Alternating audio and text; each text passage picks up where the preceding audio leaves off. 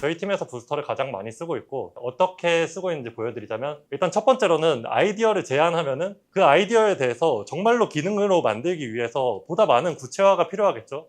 그 부분을 일단 부스터 AI PM과 같이 하고 있어요. 그래서 이렇게 기획하고 싶다 이렇게 PM에게 아이디어를 제안하면은 부스터가 기존에 있었던 PRD와 업무 흐름을 바탕으로 이 기능이 어떻게 되어야 할지를 제안해 줍니다.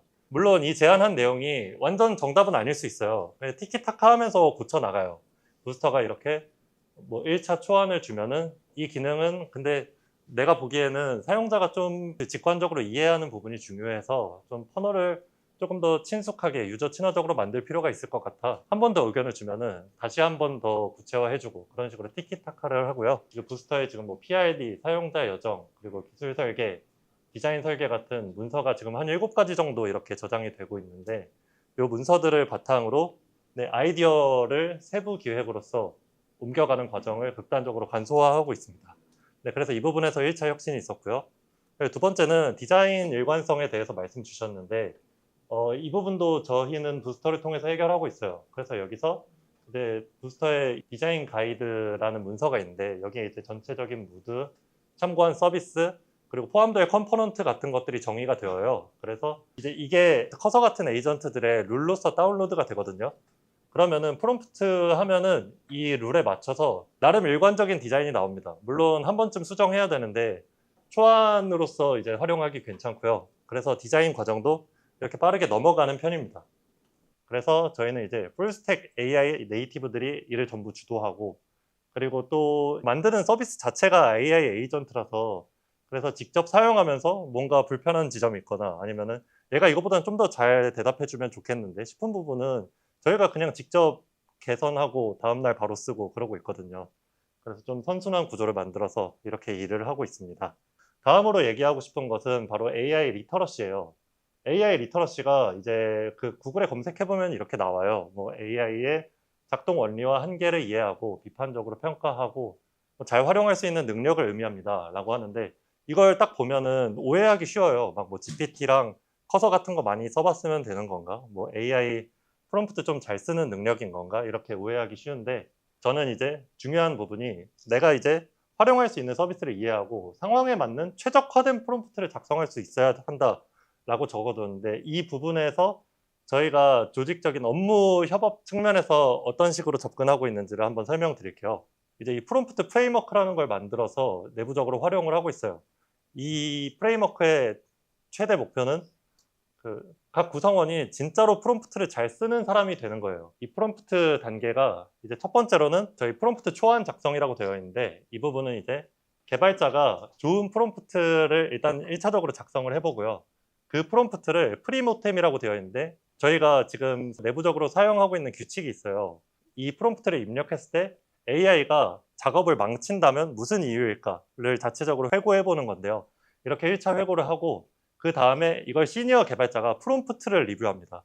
보통 개발자분들은 코드 리뷰를 하는데 저희는 프롬프트 단계에서 먼저 피드백을 해요. 이렇게 하면 좋은 점이 시니어 개발자가 주니어 개발자의 문제 해결 방식을 피드백할 수 있습니다. 그래서 이게 코드를 피드백하는 것보다 훨씬 더 사람의 업무 접근 방식과 문제 해결 전략을 피드백하기 때문에 그 사람의 역량 자체를 끌어올리는 데 최적화되어 있어요. 그리고 두 번째로는 이 사람이 이 피드백을 통해서 다음번에 더 좋은 프롬프트를 작성하게 되면은 계속해서 이 사람의 업무 생산성이 기하급수적으로 올라가게 되거든요. 왜냐하면 프롬프트를 잘 쓰면 그냥 결과물이 잘 나오니까요.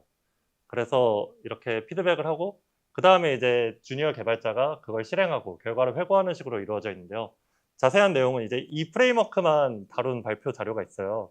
여기 QR코드 인식하시면은 장표 보실 수 있는데 참고해 보시면 좋을 것 같습니다.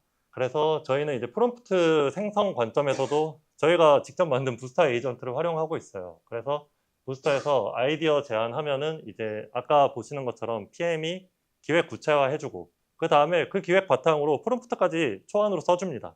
물론 이 프롬프트를 그대로 쓸 때도 있고 개발자가 회고해서 좀 수정할 때도 있지만 중요한 부분은 이제 AI와 협업하는 플로우 자체를 자동화했다는 거예요. 초안이 이제 나오니까 그 작성 시간이 많이 줄어들거든요. 이 초안이 있다는 것만으로도.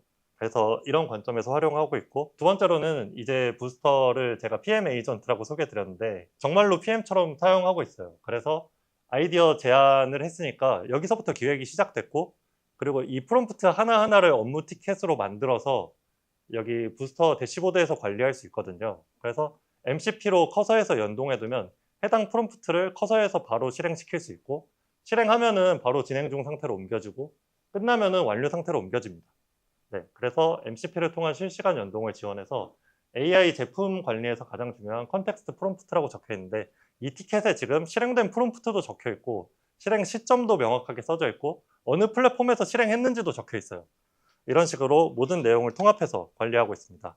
그래서 정리해보자면 저희의 워크플로우는 작업자가 이런 기능이 있으면 좋을 것 같은데 하고 아침 회의에서 그런 내용을 얘기해요. 이런 기능 만들어보자. 만들면 좋겠다. 하면은 그걸 그대로 부스터에 넣습니다.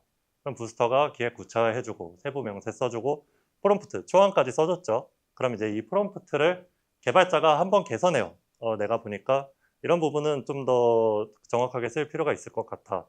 여기서 그리고 아이디어가 또 나오기도 합니다. 네, 부스터가 좀 더 잘 쓰면 좋겠네 하면서요. 그래서 프롬프트 개선하고 그대로 입력하고, 그리고 이제 테스트 QA라고 적혀 있는데 잘 작동하는지는 사람이 한번 보긴 해야 돼요. 왜냐면은 그 사용자에게 제공되는 서비스다 보니까 한 번도 안 보고 넣기는 좀 그렇습니다. 대신 인수 테스트 정도로만 하고 있어요, 저희는. 그래서 코드를 사실 프롬프트를 잘 점검했으니까 그 프롬프트가 코드로 잘 옮겨졌는지만 확인하면 되거든요. 프롬프트의 완성도가 높으면 그렇게 해도 됩니다. 그래서 프롬프트가 이제 잘 옮겨졌는지 가볍게 훑고 인수 테스트 한 다음에 그 다음에 이제 티켓 완료 처리되면은 부스터가 그 이후 내용까지 이렇게 대시보드로 관리할 수 있게 되죠. 네, 이런 식으로 저희는 업무의 시작부터 끝까지 AI 에이전트를 최대한 활용하고 있고, 여기에 직접 만든 서비스 부스터를 활용하고 있어요. 그래서 저희는 이제 부스터를 활용함으로써 생산성을 극대화하고 있고, 이 생산성을 극대화하는 관점에서 좀 불편한 점들을 이제 부스터에 계속 반영하면서 이렇게 좀 긍정적 사이클을 만들지 않았나 생각하고 있어요. 이렇게 열심히 발전시켜 나가고 있습니다. 전 직원을 바이브 코더로 만드는 법의 핵심은 개발자가 아닌 분들을 바이브 코더로 만드는 게 핵심이더라고요. 그래서 그 얘기를 조금 해보고자 합니다. 개발자 분들은 개발 업무 자동화를 잘 해요. 뭐 클로드 코드 쓴다 그러고 코덱스 뭐 커서 이런 거 쓴다 그러는데 그거는 그들의 얘기. 비개발자분들은 이제 구글 대신 챗 GPT를 쓰는 정도입니다. 뭐 바이브 코딩 같은 거 좀 봐가지고 뭐 좀 깔짝깔짝 해보잖아요. 근데 이 모멘텀이 지속되지 않을까? 우리 비개발자들에게는 왜 지속되지 않을까? 저희의 이 AX 솔루션은 딱 두 가지 스텝입니다. 하나는 프리 바이브 코딩 단계를 반드시 밟아야 됩니다. 클로드 코드 말고 클로드 앱을 먼저 하자. 클로드 사이트에서 하는 것들보다 클로드 앱에서 할 수 있는 게 좀 더 많습니다. 왜냐면은 클로드도 깔아서 쓸 수 있습니다. 깔아서 쓰면은 내 컴퓨터에 있는 프로그램들 자기가 다 어태치를 해가지고 조정을 할 수가 있기 때문에 그거를 먼저 들어가자는 것이고요. 그래서 만약에 MCP 모르시는 분들이 있을까 제가 빠르게 좀 했는데, 클로드라는 친구가 내 구글 캘린더의 일정을 읽고 일정을 생성도 할 수 있는가? 라고 하면 있다! 라고 하면 구글 캘린더 서비스는 MCP가 열려있다 이렇게 말을 해요. 그래서 MCP가 열려있는 친구들은 저희가 LLM으로 컨트롤 할 수 있습니다. 그래서 클로드 같은 경우는 이렇게 막 자기들이 연결할 수 있는 MCP들을 리스트업을 쭉 해놨어요. 그래서 이것들을 보시면서 이거 파이어라이트 이런 거는 회의록 그거잖아요. 이제 이런 거 다 연결되는 거죠. 요게 이제 첫 번째고, 이제 두 번째는 심플 퍼스트 주간 루프인데, 이게 실제로 이렇게 했었습니다. AX 프로젝트를 하면 결국은 타임시트가 필요해요. 타임시트가 필요한 첫 번째는 디자이너 말고 운영하시는 분들입니다. 뭐 CX를 하시거나 아니면은 뭐 세일즈를 하시거나 루틴한 업무를 하시는 분들의 업무 타임시트가 필요해요. 이건 본인들이 이제 기록을 하는 겁니다. 여기서 가장 심플한 태스크를 먼저 끝내봐야 되고, 그거를 자기 손으로 끝내봐야 돼요. 그거를 하나씩 날리고, 그거를 분석할 때는 얼마나 반복되는지, 시간이 얼마나 걸리는지, 중요한지 복잡한지 이거 다 체크해서 가장 복잡하지 않은, 그러니까 프로그램을 하나만 쓰는 요런 태스크를 찝어가지고 해야 되고, 클로드 코드를 트는 게 아니라 클로드 앱을 트셔가지고 그 태스크를 자동화를 해야 됩니다. 그리고 그 클로드 앱에서 자동화가 내가 봤을 때 이제 완벽하게 된다. 이제 내 업무는 내가 아니라 내 말 한마디면 클로드가 다 해준다 라는 게 되었을 때 클로드 코드로 나는 갈 거야 라고 클로드한테 말을 해주면 돼요. 그러면은 스무스합니다. 그래서 이런 식으로 하나씩 태스크를 없애가는 거죠. 근데 이거를 내가 오퍼레이터인데 내 업무 자동화할까 이렇게 하면 안 되고 팀장 분들이 이거를 위클리 루프로 계속 돌려야 됩니다. 매주 월요일날 뭐 해볼까?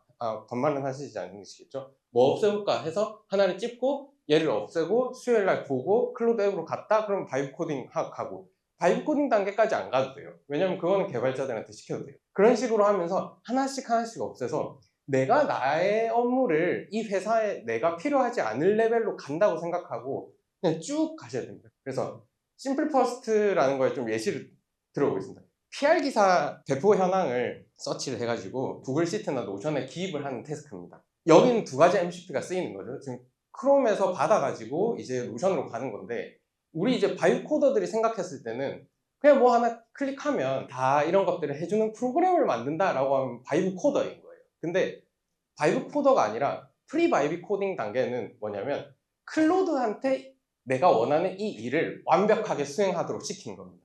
이제 두 번째 데모가 이력서 같은 거. 이것도 이제 보통 저희 경영지원 하는 사람들이 많이 하죠. 이력서들을 여러 개를 받은 다음에 이 사람들이 이력서 내는 포맷이 다 다르니까 이런 것들을 이제 하나의 우리 회사에서 관리하는 노션 양식으로 정리하는 거. 이런 것들도 이런 식으로 클로드한테 시키고 제가 PDF 파일을 제공을 하면 제가 쭉 돌아가면서 분석도 하고 그리고 노션으로 가서 노션의 이 회사는 어떤 식의 필드들을 뽑아가지고 관리하는지도 분석을 한 다음에 거기서 필요한 정보들을 쇽쇽쇽쇽쇽 넣는 것이죠. 이제 아침마다 이번 주 고객사 방문 일정이랑 미응답 메일에 대해서 맨날 이메일 쓰는 거 요걸 한 2시간씩 시간을 보내죠. 이런 것들도 다양한 MCP들의 합으로 이렇게 일을 시키면 클로드가 쭉 일을 해서 캘린더도 접근하고 지메일도 접근해서 진짜 이제 내 비서로 만드는 겁니다. 그리고 이제 마지막이 개발 프로젝트 진행상의 연타임이라고 해서 지난 2주간에 이 개발팀이 얼마나 일을 했는가를 좀 분석해달라고 이제 얘기를 하면 어떤 기능들이 지금 붙었다 이런 거를 파악할 수 있게 해줍니다. 그래서 딱 보시면은 굉장히 심플하고 당연히 나도 할 수 있을 것 같은데 하는 이 과정이 생각보다 이제 시행착오 많이 겪을 겁니다. 그래서 이런 것들부터 쳐내야 돼요. 자동화를 할 때는.